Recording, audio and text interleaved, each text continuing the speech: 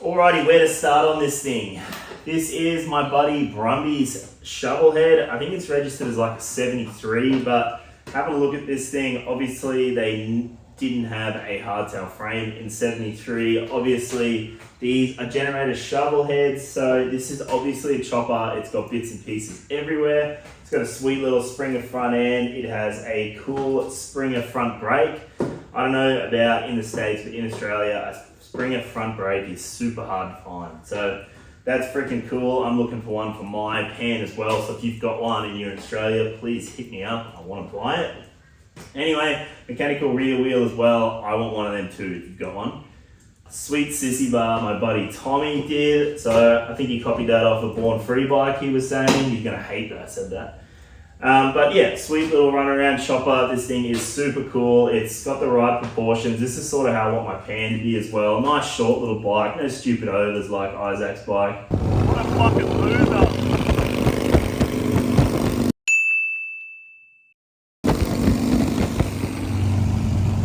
Nice sweet. That might be like a 4 over or a 2 over front end. I want mine a stock guy, but super sweet little chopper. Brumby has some pretty cool stuff. They're all pretty neat like this one. So the reason I've got this thing here today is because it is smoking profusely out of the front cylinder. So I am guessing that there is probably an intake valve stem seal that is gone.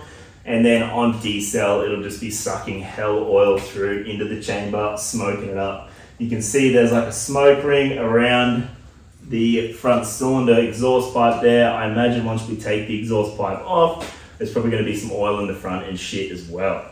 So basically what I'm going to do on this thing, there's not much point just pulling the front cylinder off and doing like a front cylinder, refresh and then leave the rear one behind. With there, we might as well, we're going to do both. So once again, I could just take the heads off and get the heads redone, do all the valve stem seals again and all that stuff. But then it's only 4 more bolts to do, the cylinders. Only 4 more bolts to take the barrels off, and then we can do new rings and a hone and all that sorts of stuff. So I'm just going to go ahead and just do a full top end on this thing. There's no point fucking around. I might as well just whip it all up, freshen the whole lot up and put it back together. New gaskets, new seals, new everything. So that's exactly what I'm going to do in this episode. I'm going to pull this thing apart now and then work out in depth what we need to fix this thing, try and work out what it's actually doing, and then work out what we need to fix it, and then order all the bits for it. I'll send the heads away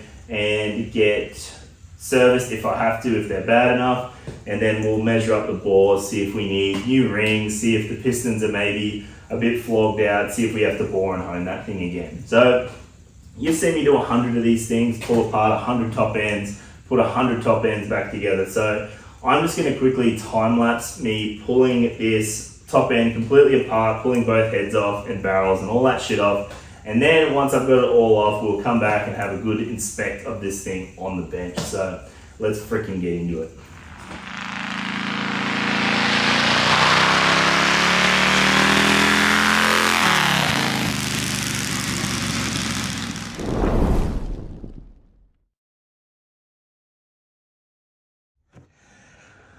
Alright, so I've seen a few creators doing this now. They just talk over their time lapses like this, and that's good because I can, relay a bit of information as I'm doing a fast time lapse like this one, pulling an engine apart. Basically, I don't put a song over my time lapses because YouTube has such strict copyright laws that I can go on YouTube like I've done in the past, find myself a copyright-free song, put it over a time lapse like this, and then 2 months after I've posted my video, YouTube will come back and tell me that someone's bought the rights for that song and I can no longer monetize my video just because their little 30-second snippet of their song is in my video. So I'm just going to do a bit of a voiceover like this from now on certain time lapses like this, just for a bit of extra information for you guys and obviously so I can monetize my videos. Quick break from time-lapse, got both heads off now. In that front cylinder intake port, it was full of oil, so that tells me that a valve stem seal or something in there is no good. The other reason that this thing is smoking, check this out. For one, look how easy these pistons fly over. They are so loose in these barrels. There's absolutely no ring tension on the barrels. What I mean by that, there's no spring left in the rings, you know, gripping the sides of the barrel and sealing this thing up. So that end, look at that.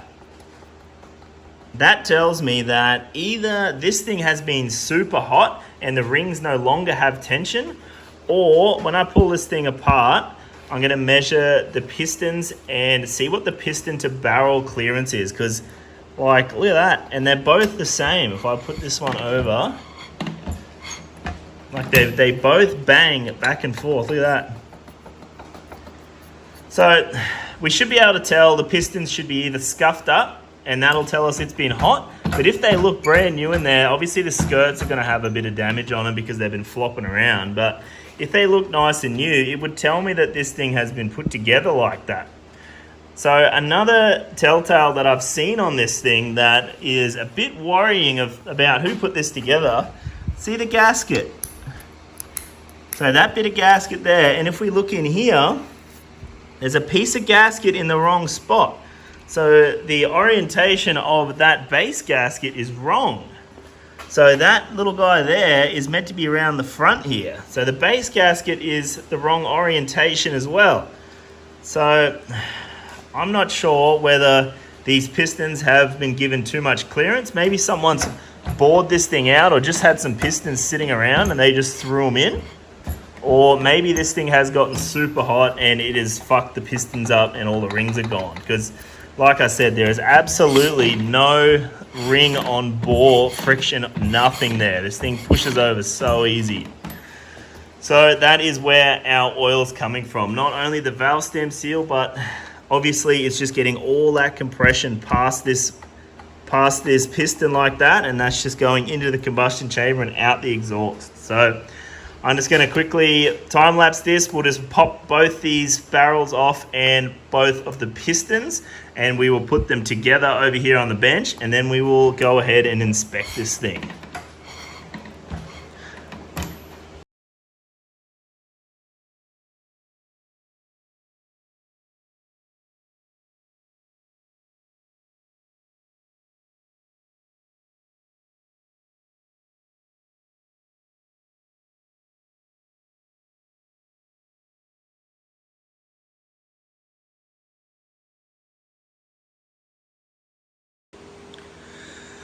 Righto, so under further inspection you can see this is rear cylinder that has gotten super hot as well. This is the third set of these these Keith Black pistons I've seen do this. Now, I'm not sure if it's operator error or what's going on here, but they have both gotten super hot, and that's why they are slapping around in the bores. You can see this piston starting to grow because it's so hot, and then it's getting a lot of friction on the side of the barrels here, but in the barrels look nice. It hasn't picked up in there. So I'm going to measure these up and hopefully we can get away. See, these are just 20s. So whenever you get your pistons out, it'll have a mark on the top if they're over.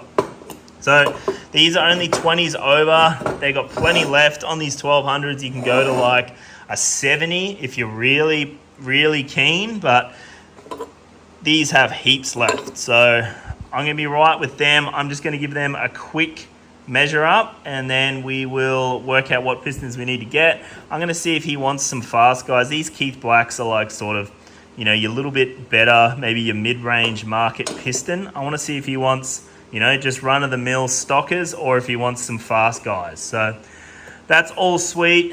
The other thing I wanted to show you, that base gasket on this engine was incorrect. So you see how it's got this little divot here and you see the witness mark where the barrel was. So this gasket is the wrong orientation, but luckily this is a skirt oiling barrel. And what I mean by that is this is your return hole for your oil out of your head. So you've got pressure up to your head and then your head drains it back to sump, right? This is the hole that drains it back. Now on these later engines, see that little hole down the bottom of the barrel there? That is connected to your return gallery. So the oil comes down your barrel and then comes out here. It doesn't need to come out here. So because that was blocked, it doesn't really matter. But the oil comes out here and oils the skirt. But, you know, why wouldn't you just put the gasket on the right place? Now, you see, this is where the return hole was. And on the James gasket, they've got this little sticky bit here to stop this from leaking. So, still needs to be the right orientation, even though it wasn't completely disastrous. Now, on a pan or something early where it has the oil feed up through the barrel, this would have been disastrous. You would have blown your top end up quick smart. So just put your damn gaskets on right, would you? Take some fucking notice and work out where this stuff goes. So pistons all good. I'm going to measure them up and sort them out. Now with the heads, I'm going to set these up, clean my table up a bit, and we're going to set them up and pull these rocker boxes off and just see what's going on in here. Have a look, see if this thing's even got valve stem seals, and then pull our springs off and then take the valves out and have a look how much slop we have in our guides, see if we have to replace guides, valves, whatever. I've just popped the rocker boxes off here. They don't look too bad. They have a little bit of side to side. You can hear it. I think it's this one or this one. Yeah, this one has quite a lot of lash on this. So when I get my gasket kit and I have the O-rings for our oil things up here, I will go through and I'll show you how to clearance these properly without using those stupid shims. Something else that I've seen, see this little nick on our rocker arm here? So it's been lifting, you know, that's been lifting there. So I need to give that a grind too. So I'm gonna have to go through and give these a quick little grind. As you can see, we have these little Fast Boy alloy retainers on our springs here. So I don't know if that's anything to go off. Maybe these valves are a little bit oversized or something, who knows? But I'm going to pop these valves out next, put them in my trusty little drill press there and take all these valves out, and then we'll have a look what sort of, it has valve stem seals in there. You can just see them. When I get a torch in there, they look pretty beat up. So was it this one that I looked at? Yeah, this one looks very beat up. It's got like pieces of the, not sure if you can see it, it has like pieces of the seal hanging off it and shit. So I would expect that valve to maybe be no good, or the guide, and it's banging around in there. So I'll pop these valves out and let's have a look.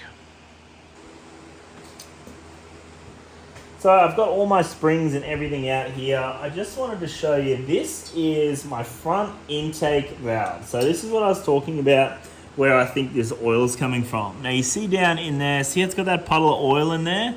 So that is sort of what the whole intake port is like. It is fucking oily. And if you have a look at the top of our intake's valve stem seal here, it is just absolutely missing. It's just the steel bit left. There is none of this material left that actually seals. It is rock hard. So these are not the greatest seals, these ones.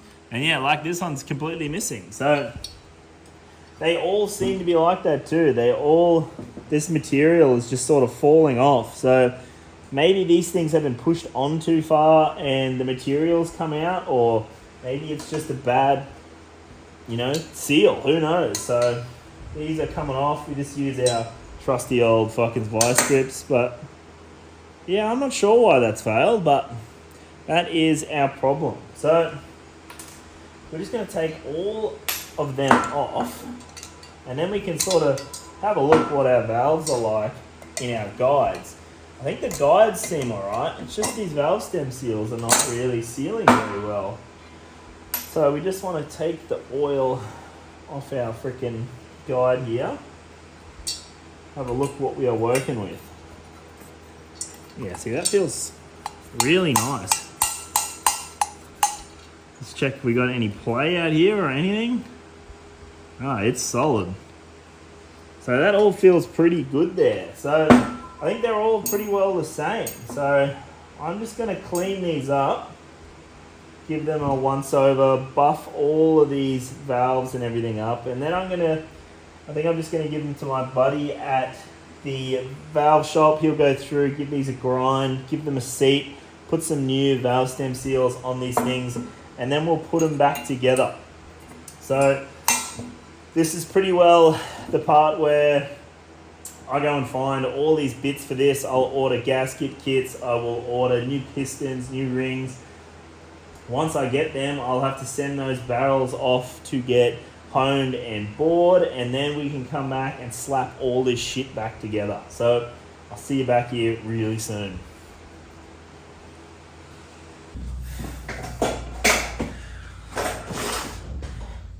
Alright, so back on Brums's Shovelhead here. Now I have the heads back from getting recode.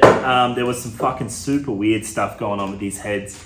I reckon this engine's had a massive cam in it in one stage, and like we saw, they had ground down the top of the guides and all that shit. So all that is now fixed up, all the seats have been done, all the valves been cut. So these things are freaking brand new.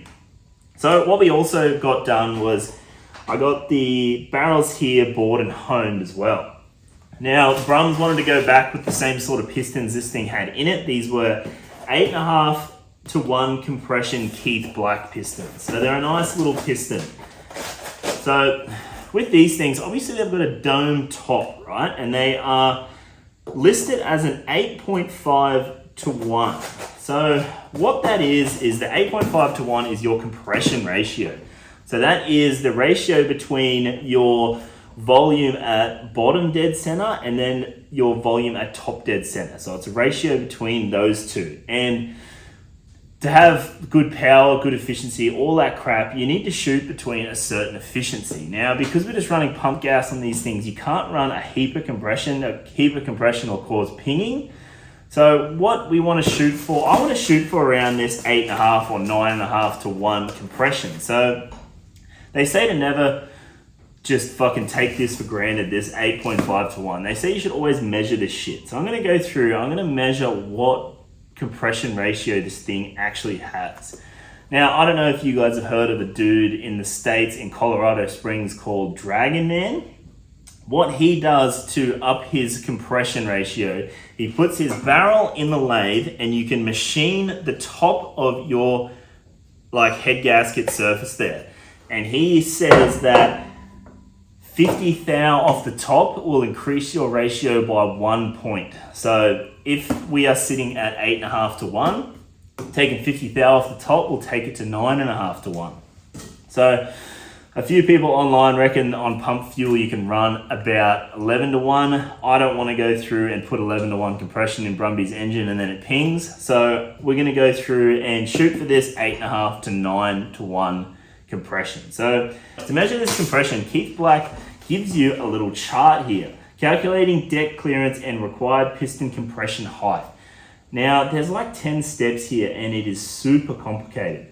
They talk about half stroke, they talk about deck height, center line of crank, fucking all sorts of wild shit. So I want to simplify this a bit, make it a bit easier, just measure our bottom dead center and top dead center volumes, and then we will divide them together and that will give us our compression ratio.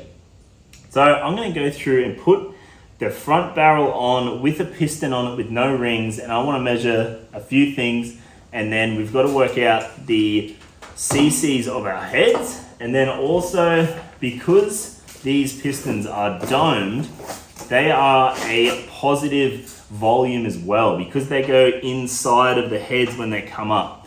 Mostly what we want to measure here is how far above our deck height this piston comes. So I'm going to guess it's somewhere there. So I've got to sort of measure that and work out what it is with a few calculations. Online they've probably got a little compression calculator, so we will use that to help ourselves. So like I said, I want to fucking probably measure both because then they're going to be both the same. So I might just put both barrels on. We want to run our base gaskets and everything like we're going to bolt this thing down and be done with it. So base gaskets, pistons in there. I'm not going to worry about running the rings like I said, and then let's do some measurements.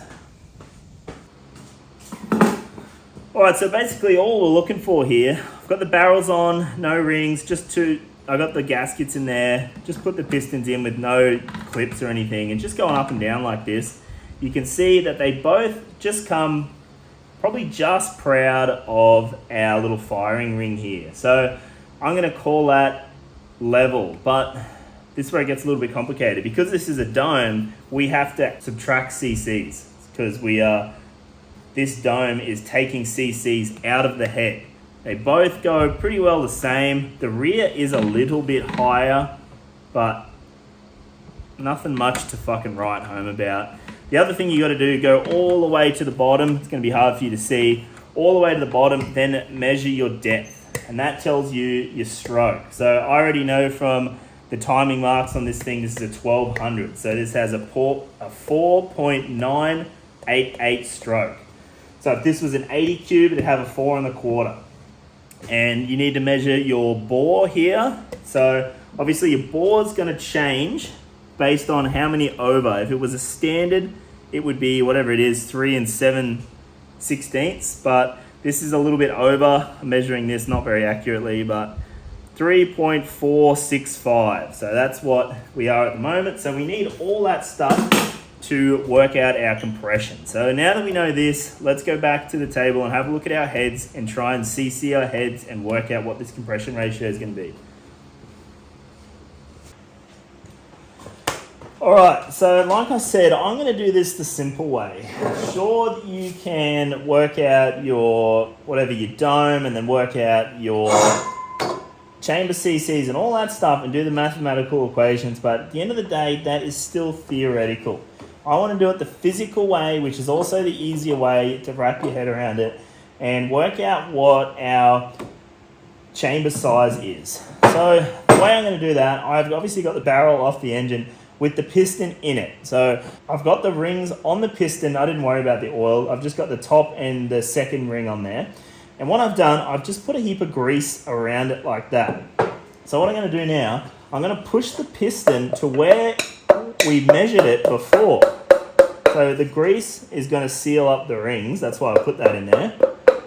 So remember, we had the piston just above that. So I'll measure that in a sec. We'll wipe this excess grease off. Wipe this bitch off. We don't want that. It's going to give us it's not going to be that close, but it's not going to give us a great reading full of grease. Let me get I measured this and it was like 30 thou protruding. So I'm going to get this to 30. It was somewhere there. That's 20, close enough. So what I'm going to do here, I'm going to get the head gasket that I'm going to use, right? So I'm going to put that on there. I'm going to get the head, obviously. Why not put that in the right spot? The head like that. Make sure you don't move your piston because that's going to stay in the right spot. Like that. And I'm going to get my head bolts and I'm going to bolt this down. And then what we're going to do, we're going to lay this on the side and then I'm going to fill the chamber up with fluid. And what that's going to tell me, that's going to tell me exactly what my unswept volume is. So that's going to tell me what my volume is at top dead center. Easy, simple, physical way to do it. So I'll bolt this up. We'll come back and measure this chamber.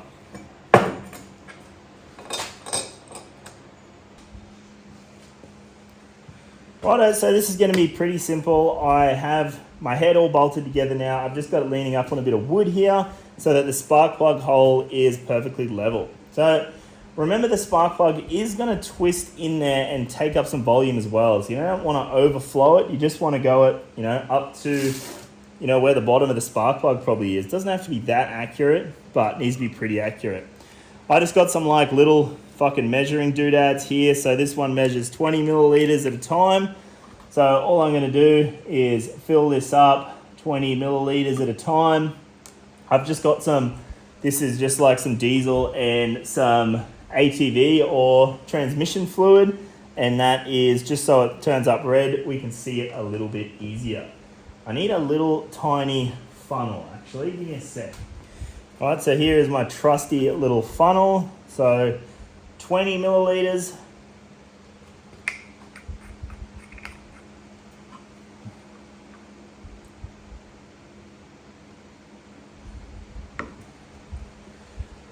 $40.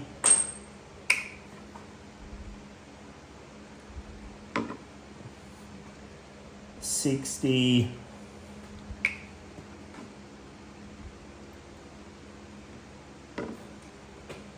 80. I don't see it leaking yet.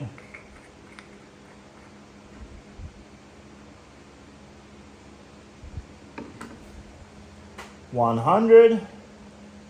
So I put too much in. Fuck. So I'm just going to pull a little bit out. How much did I pull out there? What's that? 5 milligrams. So 9.5 is our our CCs in the head. So now that we know our CC in here, we have to do a few measurements and calculations so we know our unswept volume. Now we've got to work out our swept volume and add this to it. So 95 CCs is our top dead center compression. Alright, so jump in here. I will show you what I have worked out here. Now, freaking Keith Black gives you this thing to work out, but it is so complicated, as I mentioned before. Look, you got deck height, center of crank, cylinder gasket, surface, stock, shovel head, and you got to work out all this crap when you really don't need to. So you saw before we went through and worked out our CC. So that was putting the fluid in the cylinder and working out our top dead center volume. Now, I know I said 95, but I double checked it and it was 85 cc's. So that is the hardest thing to work out, and that is why we did it with fluid, and that is physically correct. You know, it's not some mathematical equation we hope's right. So that is spot on. So next we have our stroke. So this being a 1200, it has a 3.988 stroke. So a 3.988 inch stroke. And then our bore, because this is a 30 thou over, our bore is 3.465. So we need these measurements to work out our swept volume. So if you just go on Google and just put a capacity calculator, it'll just put these two in, number of cylinders, and it will give you the volume. I'm sure there's a mathematical equation you can do here. Someone put it in the comments, but we're lazy. Google has a calculator. Whack them in, one cylinder, and this gives us our swept volume. So that is 37.6 cubic inches or 616 cc's. So we need to add this 616 cc's to 85 because we've got our swept volume plus this top bit that we've worked out. So top dead center volume plus swept, so 85 plus 616 is 701 cc's. So the next bit's super easy. Our top dead center volume is 85, so we divide that by our total swept volume, so 701 cc's divided by 85 cc, and that gives us our compression ratio. So our compression ratio is actually 8.25 to 1. So these pistons are labeled as an 8.5 to 1. So this is why you check this stuff. It is a little bit off, but being that Brumby's not racing this thing and he wants it to last more than anything, I'm going to leave it at that, and we're going to see how this thing runs. In future, with one of my engines, probably this shovel that I'm going to put together, I'll probably bump this up to 9.5 by machining this barrel like we were talking about, up the compression and see what that does to performance and efficiency. But for Brumby's thing, I don't want to fuck around with it too much. I just want to make sure it's a good, nice rider for him. I'm pretty sure these things stock are 7.5 to 1. Someone post that in the comments if you know for sure. But 7.5 to 1 to 8.25 compression up is still pretty damn good. So it's going to be a good all-rounder. So that is pretty sweet. I'm happy with that. We're going to leave that alone. And now I'm just going to go to painting the barrels and all that. And then let's start slapping this thing together. To give a shout out to my buddy Jimmy down in Sydney. This is the Barrel Buddies. So Spread Cheese, Sydney, that's his little fabrication business.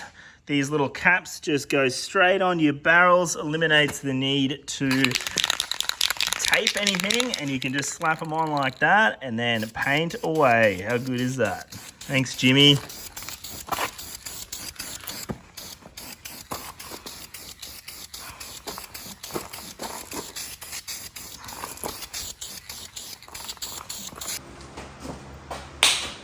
Alright, so after I got my barrels here painted, they're all dry, ready to go. I have tested my piston rings in here. Make sure you do your rear and your front separate. Have your front and rear pistons separate. I just do both rings at 12 thou. Comes out super nice. They say for these freaking Keith Black pistons you do a little bit more, but I've never had an issue with it, so we're going to shoot the 12 on both. So let's go ahead and slap our barrels on, and then we will go ahead and stick our rocker boxes on our heads. Now, I've already gone through, set up my rocker boxes. I've done a video solely on setting them up because everyone seems to fuck it up. So if you're not sure how to do that, jump over and watch that. But let's put the barrels on and then put our heads together and slap this thing together. I want to get this thing heat cycled, running and riding today. So let's get fucking cracking. Right, so I got most of the shit sorted out here. I have my chest on, all my cam timing set up. I have my lifter blocks in here, all set up, all oiled, ready to go. I have my pistons on, I have my clips in, all that's done. Base gaskets are on. I have my rings on here. On these Keith Blacks, they have a sweet little ring gap orientation diagram. So basically you put it like this at the front, center line, and then you have your top compression ring this side, second compression ring this side, and then it shows you how to stagger your oil control ring. So that's pretty well all done. All I'm gonna go through now is slap this here barrel on. So as always, you want a nice little bit of oil in the barrel. Remember, we don't wanna go too much because you'll be surprised how little oil these things actually need to run, but I just wanna put a fair bit in there to start with so that we don't have anything binding up or scratching or anything. So I'm going to use my sweet little ring compressor. You guys remember me going on about how sweet this thing is. I love this thing. It makes life so much easier. So we just put it on like that. Check your rings are in the right spot. This is probably the last time you'll be able to change it. So what have I done here? Yep. Righto, like that, and then our freaking barrel on. Just like that, and I found that sometimes when you use your little hammer, it sometimes makes it easy. Well, not in the bike, out of the bike it does. Oh, that fucking thing, ow. So I'll probably get this a little bit tight. There it is. That thing doesn't need to be real tight at all, eh? There it is. Sweet. So that's on there. Make sure our barrel's in the right orientation. I've already put a bit of anti-seize on my studs, thinking ahead, so I don't have to try and do it now. But that is pretty well it. So just go through. I'm going to do the rear cylinder, put all my nuts on, lock this all down on both cylinders, and then we'll go back over the bench and sort our heads and rocker boxes out. Righto, so let's whack our heads together quickly. We want to put our rocker boxes on our heads. Now, this can't be done in the bike, so it's got to be done here on the bench. Now, a little trick to this. If you try and put your rocker box on top like this, it's not going to work because your rockers fall down. See how it falls down like that and it gets caught. So you got to do this the other way up. You got to put the head on top of the rocker box. So a few little things to do before we do that. I always like to put a little bit of grease on top of our valve seats like that. That's where the rocker will be banging and opening and closing the valve. So before we get oil up there, I just like to give it a bit of a grease up. The other thing I like to do is a bit of anti-seize. These bolts are renowned for getting, corroded and rusted and fucked. So before you put the rocker box on, it's easy just to come through and put a little bit of anti-seize on all these threads. Makes it heaps cleaner if you do this beforehand. It's a bit annoying getting in here and getting anti-seize on these things after the fact. So probably should have put this on before I anti-seized it, but should be right. So gasket on like that, Cometic gasket of course, none of that fucking James shit. So we just want to hold our gasket and then fucking bushka. Put her on just like that. bit of a knock, bang, bang, freaking done. That is that. So I'm going to go through, put all our nuts and bolts on both of these heads, and then let's get back to the bike and slap these things on. Alright, so let's slap these heads on here. I'm starting to sound like a bit of a broken record, the amount of times I've had to go through this, but most important thing, make sure your oil return holes line up and all your holes line up. On like an early pan, you're going to have an oil feed as well. That is very important. So all that shit has to line up. So I'm just going to go through and whack these heads on. As you know, we just want to put all the bolts in on both heads. We just want to put all the bolts in on both heads so we can do this a little bit and clock it so that our intakes line up nicely. The better they line up, the better your intake seals are going to seal, and we know how shit they are at sealing. So I'm going to go through, start with the rear head, of course, because it's the hardest to get on, and then put the front head on, and then we'll start doing all our push rods and all that crap.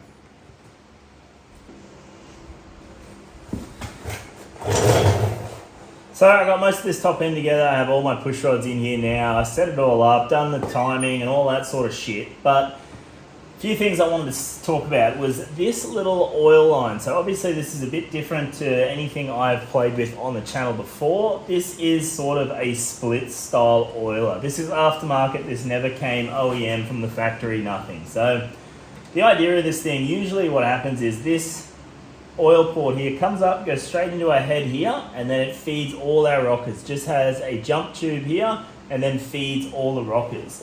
Now the only problem with that, which is what this guy tackles, is you're pumping oil into this rocker and then into this rocker and then into this rocker and then into this rocker. So what's happening is you're going through here, getting all that heat in there, and then the last rocker here sort of is the most starved. It gets the least amount of oil. So if these three rockers are all flogged out, all the oil is going to go through them, and then fuck all is going to come out of this guy. So the idea is that this guy's tees in the middle and then comes up and feeds both your rocker boxes equally. Now the only problem with that is if you have a rocker box with rockers that are worn out, oil's going to take the easiest path. So it's always going to go to the rockers that are blown out the most. So this will help oil your rockers better, but at the end of the day, it's still going to send more oil to whatever rocker's the most flogged out. So pretty good, whatever. Don't need them. I prefer OEM stuff. Anyway, the next thing I want to talk about is our timing. You guys have seen me time a million of these engines with points. I want to show you a different way, just something a little bit different, a way I like to do it to make sure that we are getting the most timing possible. So you're going to have to come in here a little bit closer and see what I'm going to do here. Alright, so this is our normal little points automatic advance. So the way this thing works is when this motor is idling slowly or it hasn't started yet, these weights are completely together, and then when this engine starts accelerating with more revs, the weights pull apart like that, and as you can see, centrifugal force pulls the weights apart, and when it does, watch where our timing goes. So our timing advances when centrifugal force pulls our weights apart. So when I usually time these things, we just have this in here, it's completely static with our points plate in there, and we just time it so the light just goes off. Now, we're going to do exactly the same thing, but I want to time it on a different mark. So what we need to do, we need to bolt this into our motor in the advanced position so that we are mimicking our weights being completely apart. Now the way we do that is just with a little washer. So you just need to get a washer that goes over our little lip there, and then when we tighten our bolt, it will keep our little rotor in the right spot. So what we're going to do here, I'm just going to do it in real time for you. Put that in there, and you see the position of the weights. We want to tighten it down out there in that position. So what we do, we get our little washer on there with our bolt. We just screw it on. We're not going to do this too tight, but we screw it on. Just make sure that our washer goes over that little spigot like that. And now what we're going to do, we're going to advance it like that and then tighten it up. So what this is doing, that washer is going to fix fix it in that position. See, the weights are completely apart. So now let's go to the other side. I'm going to show you what timing mark we're looking for on this motor. So it's same process as before. We want front cylinder on compression stroke. So put your finger in the hole, and when you get a puff like that, that's when you're on compression stroke. So I'm going to keep going on this and find it again.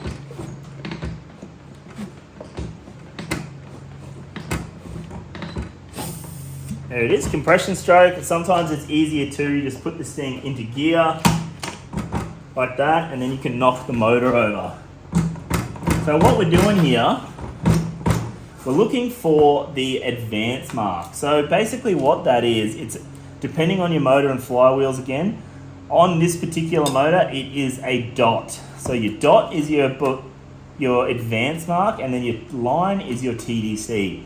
Once again, I'm pretty sure early cylinders are opposite, early flywheels are opposite, so just make sure. Easy way to check once again, put your screwdriver in the hole. When you're on the correct advance mark, your rear cylinder will be at top dead center. So if you put a screwdriver in there, you'll see the piston is just there. And then on our front cylinder, our piston is still on the way up, and that is our advance mark. So I have the engine in the right position. Let's go back to our timing side and set the timing.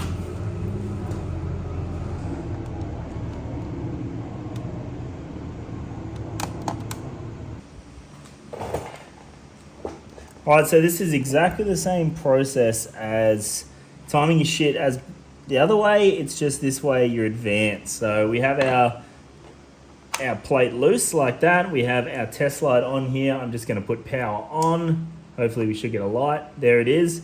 We want to set this when the light just goes out. So somewhere there, I want to set it. Usually when you tighten down, the light comes back on. Doesn't fucking matter. Sweet, so that is our point set at advance mark. So we know this thing is getting full timing when we want it to. So that is the timing set. I'm just going to go through and slap this thing together now, and then we will start to heat cycle this thing. Right, I basically got this bike pretty well sorted out now. I have all the engine together, all the tank and all the fuel lines, and everything's sorted out. So thing is pretty well ready to start. I just wanted to go through one thing with you before I go to putting oil in this thing. And this is a pretty major step that a lot of people don't do. Yeah, sure, changing your oil is just as easy as, opening it up, draining it out and putting new stuff in. But what you should be doing with these stupid things is you should be cleaning out the oil tank every time you do a service. So you just want to do that with something soluble to sort of wash out all the crap that builds up in the bottom of these tanks. A lot of these bikes, I know a lot of you chopper guys out there, don't run an oil filter or nothing at all. So everything that winds up in the oil or that you catch in the air or whatever, 90% of it ends up in your oil bag. So what you want to do when you drain all the oil out of this thing like I have, you just want to get some humble petrol or fuel or gas, whatever you Americans call it, and you just want to go through and clean your oil tank out with it. Don't fill it up the whole way. Just put like whatever, a litre or a quart for you Americans. And then we're going to slosh it around. And that'll just clean up all the crap in the bottom, get all the sediment off the bottom, all the sludge, and that'll drain it out. So let's go through and do that. Chuck some fuel in this thing. Like I said, this is pretty freaking important. The fuel sort of breaks up all the sediment and shit that sort of builds up on the bottom of these tanks, and then when you slosh it around, it sort of picks it up, and then when you drain it, it pours it out. So we're just going to put a bit in here at a time. That'll freaking do. The reason you use petrol and not fucking degreaser or something is because petrol is so much cheaper than degreaser. I don't know if you guys have bought 20 litres of brake clean or degreaser or something lately. It's fucking expensive. So once we got the fuel in there, this is basically what we want to do. And this sort of sloshes the fuel around, gets all the shit off the bottom of this tank. You can hear it in there banging around. I'm going to put a little bit more in. I don't think it is sloshing around real well in there. So I'm going to keep doing this, and then I'll show you what comes out the bottom of this tank. It is going to be fucking gross.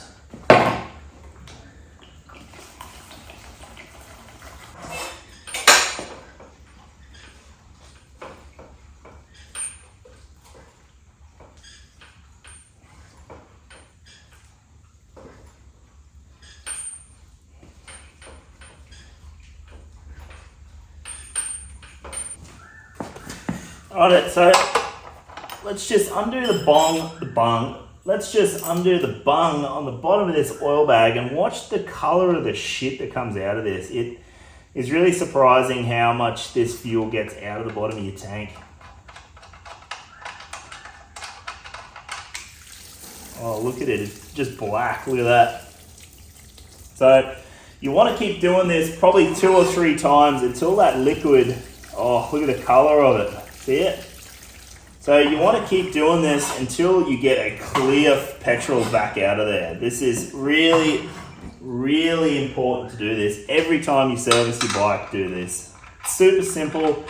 Takes a litre of petrol, and you know, all these engines have is oil. They don't have water, they don't have nothing. They just have oil and air to keep them going. So make sure the oil you're putting in this thing is super nice. So I'm going to do this a few more times till we get clear fuel coming out the bottom of this, and then we will get on to starting this thing for the first time. Alright, another thing I just wanted to show you quickly, if you guys have put new oil lines on your bike or whatever, if you want to get all the oil into your line before you start this thing, you want to sort of prime it all, and you don't want this pump pumping air basically. So what we're going to do, we just take off our feed line and we just want to hang it over until the oil comes out. See how that's just dirty old oil there? If you have, you know, empty oil lines, you just put it together, whatever. This is the best way to get oil coming through and prime the pump. You don't want to have to get the pump sucking all this air before it gets good oil. So I just want to get out some of this fucking shit oil. Brumby is really overdue for an oil change. This thing, the oil is fucking black. You should have changed this a long time ago. So I'm glad that we have come through and put new oil in it. So now the new oil is coming out. You don't have to do this with new oil. Just do it if you are putting new oil lines, or for some reason you've had this off or whatever. Just prime your oil pump like that. So obviously I've got oil in this thing, everything already, so let's go through and start this thing.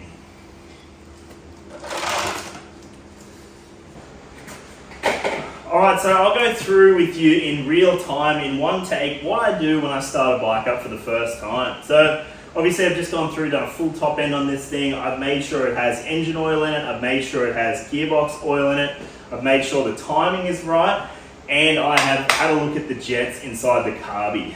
Pretty well 9 times out of 10, if you've got a Super E on your Shovelhead, if you've got like a 295 intermediate and like a 70 or a 72 main, the thing will start up and run just fine. So that's exactly what I've got in this carburetor. I have my mixture screw out 1 1/4, and you know, all just stock settings on this thing. If you're not sure how to stock setting your Super E, just go online. Super E have a heap of different like guides and shit you can go through to set up one of them. They're super simple. So like I said, this is the first time starting up this brand new engine. I'm just putting oil, we're just putting fuel in this thing, make sure our carburetor doesn't leak. Obviously I reset the float bowl and all that sort of stuff. But basically, because this is a brand new top end, I've got to go through and heat cycle this thing. If you want to learn more about heat cycling and how to do it, a couple of videos ago I heat cycled a generator shovel. You can go through and have a look in that in detail how to do it.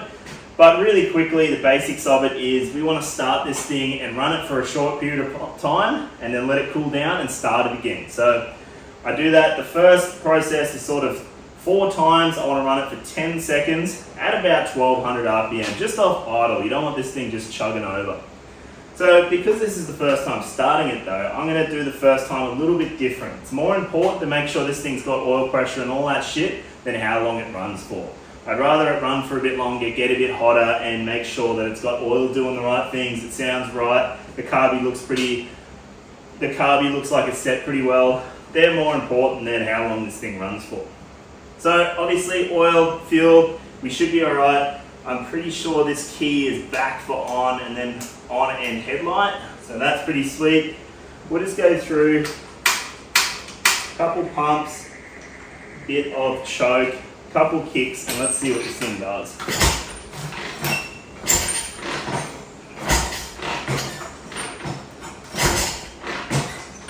Alright, let's try a bit of ignition, see if it wants to do something. Woo! Bit of timing in that. I think I might have a bit too much timing in there. It wants to. Sounds pretty healthy. Woohoo! Yeah, how we did that timing thing, I might just knock that back a bit, but it should run.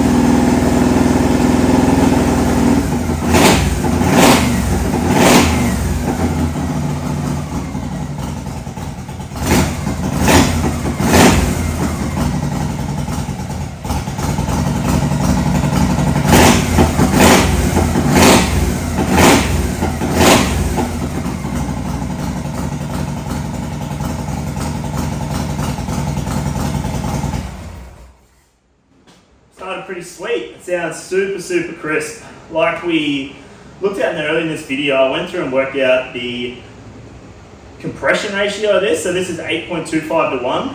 I just want to sort of get a baseline of what that is because I've got a couple personal motors coming up that I want to sort of pump those numbers up a bit, get a bit closer to 10 to 1. I just want to see what this thing does because as soon as you have a bit of compression, you've got to have a cam to go with it. So this is a Andrews B2 cam. And that sounds really quite crispy. So that was a good run, got a little bit of heat into it, made sure the oil was coming through, that was returning just great. This bike doesn't really have an oil pressure light, which it really should, Brumby. So that's a good first start. Now I'm just gonna go through heat cycle this thing, and then we can go and take it for a rip and run this thing in.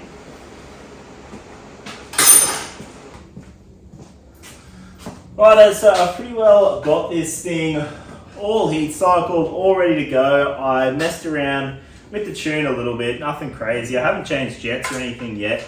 Just messed around with it a little bit, but pretty well gone through and done everything. So now I just got to take it for a bit of a ride and then I'll have a look at the plugs and see what it likes. I ended up having a look at the timing and it turns out that little washer that I put in to hold the timing advance, I left it in there. So now it starts super good. It was just at full advance when I was trying to start it. So let's go for a bit of a rip on this thing. 2 prime kicks and this thing pretty well seems to start.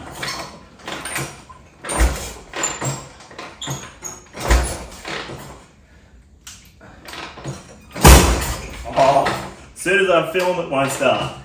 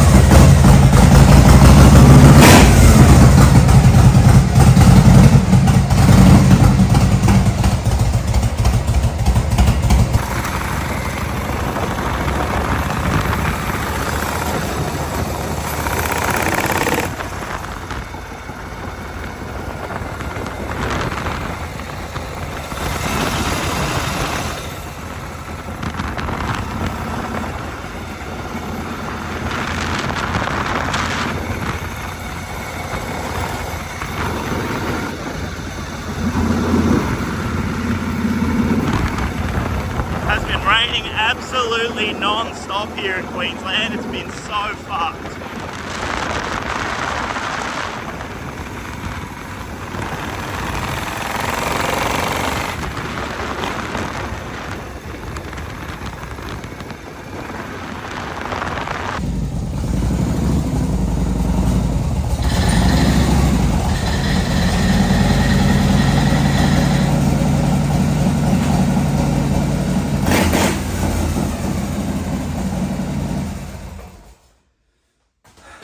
Alright, so that is pretty well it. I've done a bit of run-in miles on this thing.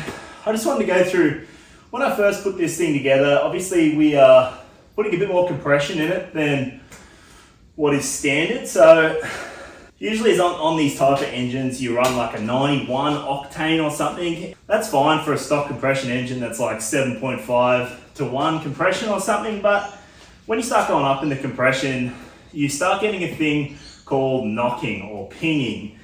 So that is basically a state where you're compressing your fuel and oxygen and it's detonating before the spark plug goes off. So you sort of get a knock out of it. Now this is a really terrible state. You don't want to run your engine when it's knocking or pinging. It'll take the top of your piston off basically. It's a terrible, terrible way to run your engine. Basically firing really early and making it really hard for the piston to come up. So you never want to ride your bike in a pinging state. So basically what I did a few things to fix the pinging state that this bike had. So firstly, I went up in my jet sizes. So when you don't have enough fuel in there, you're in a leaner mixture. When you compress your air and fuel mixture, it is more prone to knocking or combusting early before the spark plug goes off. So I've gone up in my jet sizes, made this thing a bit richer. And I have also gone through to a higher octane. So in Australia, we have like a 98 octane is the highest we get here, and the lowest is like a 91. Pretty sure in the States you guys have got like an 87 that everyone runs, but we don't get that here in Australia. So I went from a 91 octane to a 98 octane. You can also take a bit of timing out of your engine to get rid of a knock. So I didn't have to, all I had to do was go up in the jet size, and I also just went to a 98 fuel and it got rid of the ping instantly. So obviously when you tuning your carb, you want to do that at a hot state. You don't want to be tuning it basically when you first start it. It's got to be at running temperature. So you want to get this thing up to running temperature before you start going through the revs and checking for pinging and all that sort of stuff. So now this thing's pretty well set up. To run these things in, you want to do like 500 Ks or something, and then you want to do an oil change and just sort of go over it again, do all your push rod, check all your push rods and all that sort of stuff. Just quickly, when I put this engine together, I usually check the push rods 3 times. So put it together the first time, I'll do the push rods, and then I'll heat cycle it. I'll do the push rods again. They usually loosen up in that heat cycling time. And then after I've ridden it around a bit, I'll check the push rods again. So everything's compressing, finding its home, finding where it wants to be. You really want to make sure those push rods are on point. You don't want to leave them in there banging around. It's really not good for anything. So that is pretty well it. I'm going to give this thing back to Bruns. He's going to go through to do his run-in miles, like I said, about 500. Then I'll probably get it back off him. I'll check the plugs. Obviously, like I said, I've made this thing a bit richer. You want to be on the safe side when you're running this thing in. You don't want to have this thing in a lean state when it's trying to run in, bed all that crap in. You want it nice and rich, nice and fat. Keep it super happy. The fuel cools it down. You'll probably think it's opposite to what you think. A lean state is hot, so not enough fuel makes it hot. Too much fuel or more fuel will make it colder. So in drag racing applications, if they want to cool down an engine, they'll put more fuel in it. Like your methanol or your nitro, they'll put heaps in it to cool it down. Not so much for these things, but same principle. So like I said, that's pretty well it. This is probably one of my most technical videos I've done. There's so much good stuff in this video, from the compression ratio, super easy way to work out the compression ratio. I went through and showed you how to do the timing and on your advanced mark instead of your top dead mark. Another awesome one to do. And then yeah, the tuning and all that sort of stuff on these, super handy if you want to start getting a few more horsepower out of your engine or just a bit more fuel economy. So once again, thanks for watching guys, and I'll see you on the next one.